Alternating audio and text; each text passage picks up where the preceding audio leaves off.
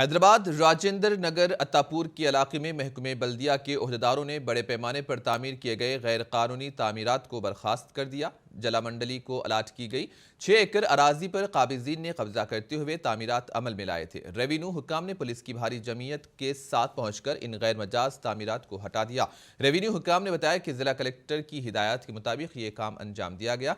इन्होंने कहा कि इन गैर मजाज तामीरात को लेकर कई बार नोटिस जारी की गई। इस कार्रवाई के मौके पर Rajendra Nagar RDO Chandrakala, Shamshabad zone DCP Jagadishwar Reddy के अलावा दीगर भी मौजूद थे।